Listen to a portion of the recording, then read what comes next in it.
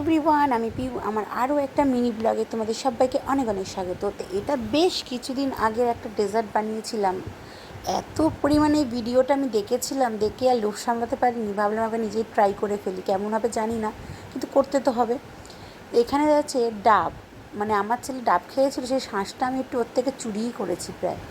আর খেজুর নিয়েছি, আমসত্ত্ব, কাজু, কিশমিশ, এদিকে ফল নিয়েছি কিছু, কলা, তরমুজ, বেদানা, আঙুর। আর এদিকে নিয়েছি দুধ। আর আমি ভিজিয়ে রেখেছিলাম আগের থেকে মোটা দানা সাবু, কেননা এটা সাবু দিয়েই করব। তো যাই হোক, ফার্স্ট টাইম বুঝতেই পারছো। আর মেন হচ্ছে কাস্টার্ড পাউডার। তো করব বলে অনেক দিন ধরে ঠিক করেছিলাম, কিন্তু সাহস কুলাচ্ছিল না যে কেমন হবে। শেষ পর্যন্ত ভেবেই ফেললাম যে যাই হবে হবে, আমি করব। তো আমি 500 মতন দুধ দিয়ে দিয়েছিলাম প্যানেতে গরম করার জন্য, দুধটাকে ফোটানোর জন্য। আর এই যে কাস্টার্ড পাউডারটা দেখছো, এই কাস্টার্ড পাউডারটা হচ্ছে ভ্যানিলা ফ্লেভারের। তো বাটিটা ছোট হয়ে যাওয়ার জন্য আর পাউডারটা বেশি হয়ে যাওয়ার জন্য আমার গুলতে কিছুটা সমস্যা হচ্ছিল। আর দুধটা ফুটে ওঠা মাত্রই আমার যে সাবুটা ভেজানো ছিল সেটাই আমি দুধের মধ্যে দিয়ে দিলাম।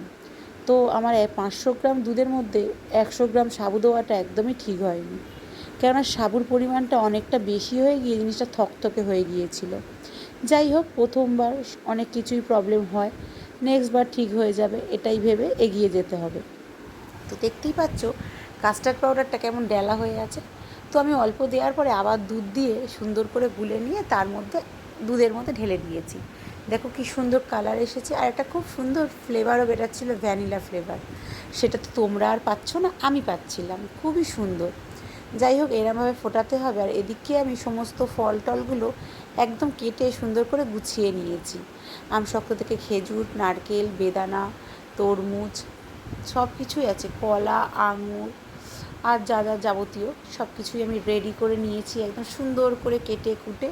আর এইদিকে দেখো দুধটাও রেডি হয়ে গেছে, সাবুটা। তার মধ্যে আমি দিয়ে দিলাম কিছুটা মিষ্টি, যেহেতু আমরা জানোই আমি চিনি ব্যবহার করি না, তাই গুড়ের পাউডার সেটাই একটু দিয়ে দিলাম। দিয়ে আবার এটাকেও ভালো করে সুন্দর করে মিশিয়ে নিচ্ছি। আর এক হাতে মোবাইল ধরে আর এক হাতে ভিডিও করা যারা করো তোমরা, তারাই একমাত্র বুঝতে পারবে।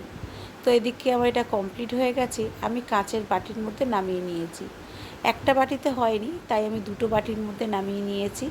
আর এবারে আমার কাজ হচ্ছে ড্রাই ফ্রুট দিয়ে জিনিসটাকে সুন্দর করে সাজানো, সেটাই আমি করছি।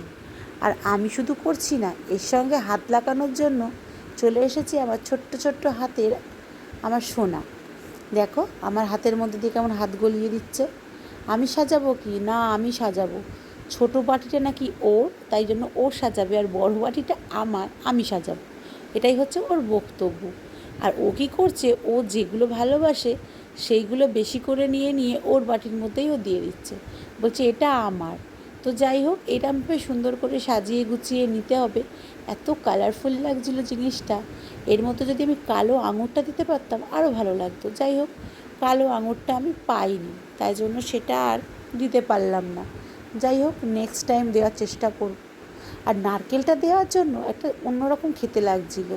আর তারপর এটাকে সুন্দর করে গুছিয়ে নিয়ে আমি ফ্রিজে দিয়ে দিয়েছিলাম প্রায় ঘন্টা দুয়েকের জন্য, আমি এটাকে সেট করতে। তো সেট করে নেওয়ার পরে সেই ভিডিওটা তোমাদের আর দিতে পারলাম না, কারণ আমি ভুলেই গেছিলাম ভিডিও করতে। খেতে কিন্তু খুব সুন্দর হয়েছিল, তবে আরেকটু পাতলা রাখলে মনে হয় আরেকটু ভালো হতো। ওই যে বললাম, প্রথমবার একটু ভুল হয়ে গেছে, নেক্সট টাইম থেকে আর হবে না। তো তোমরা এরকম ডেজার্ট কে কে বানিয়েছো আর কার কেমন লাগে খেতে, প্লিজ একটু বলো কিন্তু। আর আমার তো দারুণ লেগেছে, আমি আবারও বানাবো। তো ভিডিওটা কেমন লাগলো বলো। টাটা।